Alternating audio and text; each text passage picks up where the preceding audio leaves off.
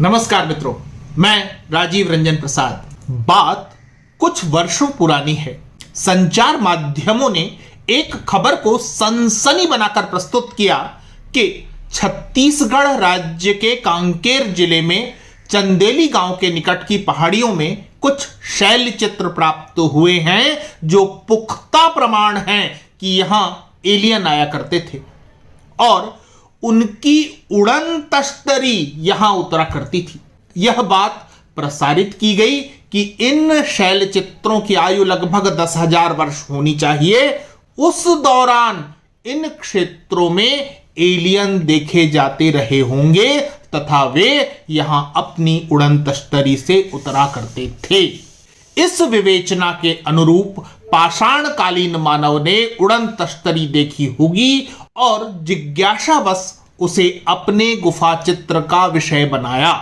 जो तर्क रखे गए उसके अनुसार इन शैल चित्रों में हेलीकॉप्टर की तरह पंखों को घुमाने के लिए 5 खड़ी लाइनें बनाई गई हैं। इसके साथ ही हेलीकॉप्टर की ब्लेड, रोटर और लैंडिंग के लिए स्टैंड को भी प्रदर्शित किया गया है। शैल चित्र में तश्तरी नुमा 8 के आकार के 2 छेद भी बने हैं। इसी तरह गोटी टोला के पहाड़ों में एक पत्थर पर 8 शैल चित्र बने हैं।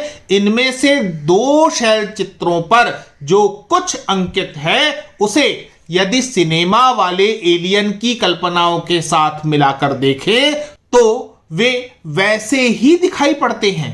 यह चर्चा इतनी व्यापक हुई कि कहा गया इसरो और नासा के वैज्ञानिकों को इन शैल चित्रों की जानकारियां आगे के अध्ययन के लिए भेजी जाएंगी। इन्हीं रोचक चर्चाओं के मध्य मैं भी चंदेरी और गोटा टोला की पहाड़ियों में इन शैल चित्रों को देखने पहुंचा। आसपास का वातावरण और परिवेश देखकर मन प्रसन्न हो गया। एक छोटे बच्चे ने मुझे उन शैल चित्रों तक जाने का रास्ता दिखाया था जिसे एलियन की उड़न तश्तरी मान लिया गया था। यह देखकर प्रसन्नता हुई कि उन दिनों पाषाण कालीन मानव ने अपने निवास के लिए जिन गुफाओं, पहाड़ियों का चयन किया वे आज भी उतने ही सुरक्षित और अछूते हैं। हमें प्रकृति का आभार मानना चाहिए कि उसने इन प्राचीनतम विरासतों तक पहुंचने के रास्तों को दुर्गम बनाया है कि हर कोई आसानी से यहां न पहुंच सके। यहां उकेरे गए गुफा चित्रों ने मन मोह लिया।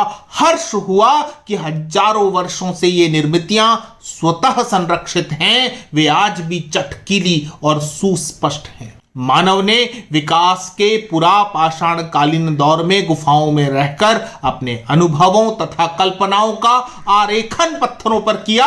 मैं देख रहा था कि 10,000 साल से भी पहले बनाए गए आखेट, मधुसंचय, नृत्य, पशु युद्ध, अग्नि पूजा, वनस्पति आदि से संबंधित चित्र यहां पत्थरों गुफाओं में उकेरे हुए देखे जा सकते हैं। इन गुफाओं में मैंने जितना भी समय गुजारा अपनी कल्पनाओं को भी खुले छोड़ रखा था। मुझे सुखानुभूति हो रही थी कि 10,000 साल और उससे भी पहले के मानव और उनकी ऐसी कल्पनाशीलता से मिलने का अवसर प्राप्त हुआ जिसे हम आज भी समझने में असमर्थ हैं। इस गुफा में अनेक शैल चित्र हैं तथा सभी अपने रूप स्वरूप में भिन्न। यदि कल्पनाशीलता को हवा दी जाए तो निश्चित ही इस निष्कर्ष पर पहुंचा जा सकता है कि हॉलीवुड फिल्मों की एलियन संकल्पनाएं सच हैं। साथ ही यह भी उतना ही सच है कि आप 50 ऐसी ही उलूल जुलूल कल्पनाएं और भी कर सकते हैं। यहां तो प्रभु मूरत देखी तिन तैसी वाला मुहावरा ही सटीक बैठता है। क्या इसी तरह से भारतीय इतिहास को समझा और लिखा गया है? केवल चंदेरी ही क्यों, दक्षिण बस्तर में नड़पल्ली पहाड़ी के ऊपर चित्रित गुफा है जिसमें हिरणों की आकृतियां निर्मित हैं। मटनार गांव के निकट मिले शैल चित्रों में अनेक पशु आकृतियां चित्रित हैं। साथ ही किसी अलौकिक शक्ति के पूजा करने जैसी प्रतीति भी मिलती है। इसी तरह फरस गांव के शैल चित्रों में अनेक पक्षियों की आकृतियां प्राप्त हुई हैं। इसे उल्लेखित करने का तात्पर्य इतना ही कि आसपास की ज्ञात और अज्ञात गुफाओं में अनेक चित्र खोजे अखोजे हुए पड़े हैं। न ही हमें उनको जानने में रुचि है, न ही उनका संरक्षण करने की कोई सोच। बस अपनी कल्पना के अनुरूप एलियन की सनसनी उड़ाइए, इतिहास रच डालिए। इसके अतिरिक्त पुरातत्व विभाग के केवल दावे ही इन शैल चित्रों तक पहुंचे हैं। इनको न तो घेरा गया है, न ही संरक्षित रखने की कोई अन्य व्यवस्था है। अभी तो कथित एलियन की उड़न तश्तरी ही सही सलामत है। किसी नए जमाने के खुरापाती चित्रकार ने बदनियती से 2-4 लकीरें और जोड़ दी तो कहीं उड़न तश्तरी की मशीनरी और तकनीक पर भी बहस न होने लग जाए। मेरा प्रश्न है कि पुरा पाषाण कालीन मानव को किस हद तक समझा गया है? इन गुफाओं पर कितने शोध हुए हैं तथा उन पर इतिहासकारों की क्या कोई स्पष्ट राय उपलब्ध है? उससे भी बड़ा प्रश्न मेरा यह है कि हम व्यस्त पीढ़ी हैं और हमें बिल गेट्स की जीवनी पढ़ने से फुर्सत नहीं है। अतः इस पर अपनी विशेष बुद्धि न लगाकर इन विरासतों को आगे आने वाली पीढ़ी के लिए बचाए रखने हेतु हम कुछ क्यों नहीं कर रहे? बहरहाल एलियन रहस्य कथा से पर्दा उठाना आवश्यक है। चंदेरी के गुफा चित्रों को लेकर जितनी तेजी से यह सब कुछ प्रचारित प्रसारित हुआ, उतनी ही तीव्रता से अनेक दावे और खंडन भी प्रस्तुत किए गए। मैंने थोड़ी पड़ताल की तो पता चला कांकेर में अवस्थित लखनपुरी गोटी टोला और पारा टोला में मिले इन चर्चित शैल चित्रों की खोज सेवानिवृत्त पुरातत्ववेत्ता डॉक्टर भारती श्रोत और डेक्कन कॉलेज पुणे के सेवानिवृत्त प्रोफेसर जीएल बादाम ने वर्ष 2005 में की थी।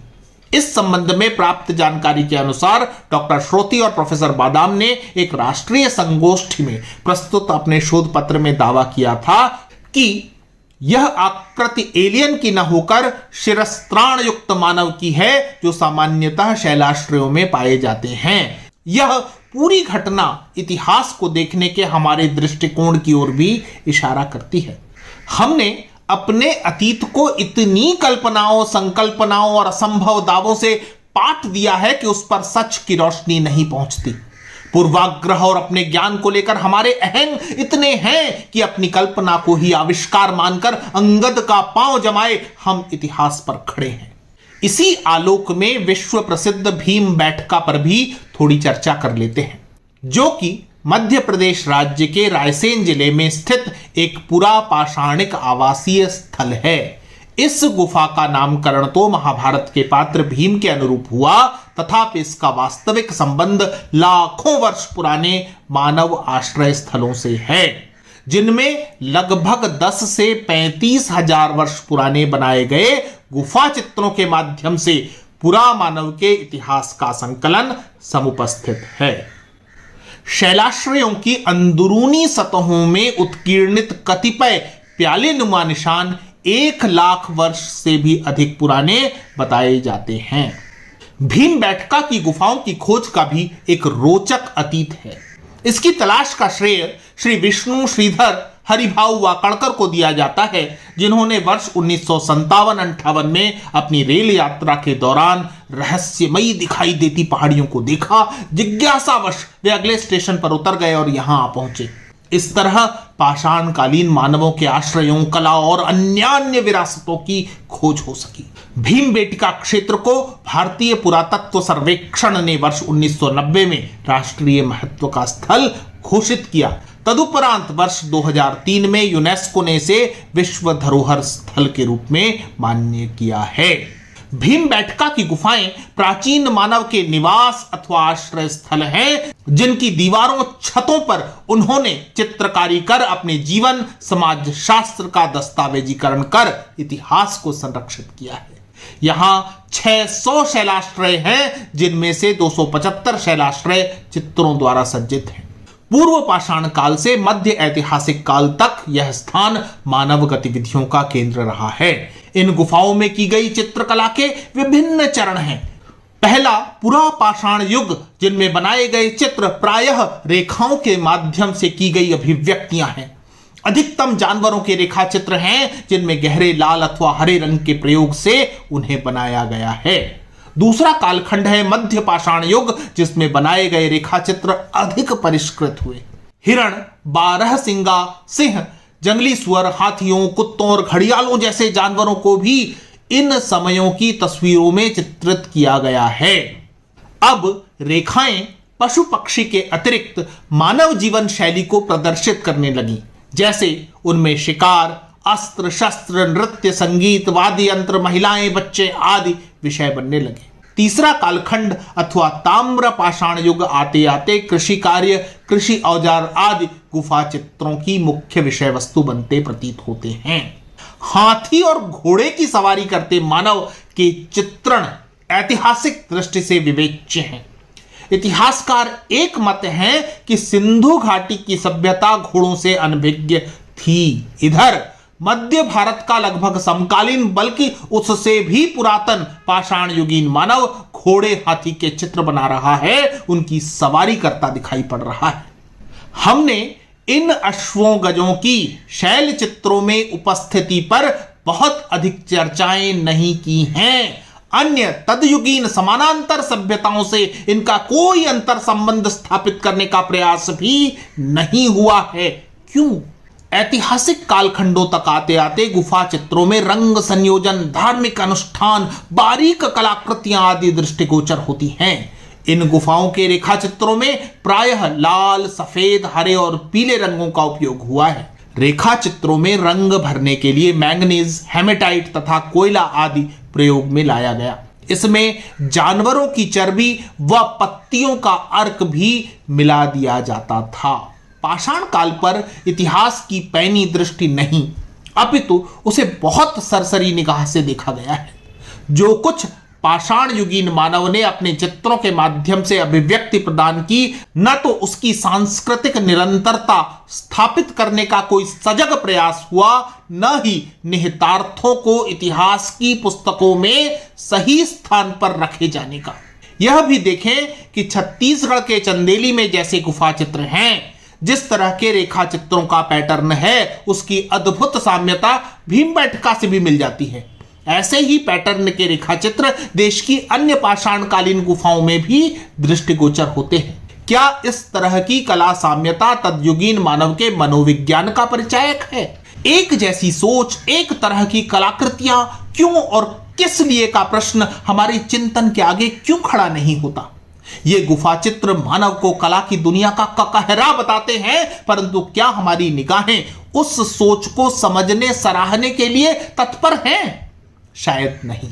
हम तो इतिहास को भी चटपटा, सनसनीखेज अथवा राजनीति में डुबो कर सामने रखना चाहते हैं। कथनाशय केवल इतना ही है कि आदि मानव के सभी क्रियाकलापों, गतिविधियों व कल्पनाशीलता को अभी पूरी तरह से समझना शेष है। ये शैल चित्र किसी एलियन के नहीं, अपितु इतिहास को देखने की हमारी दृष्टि ही एलियन वाली है।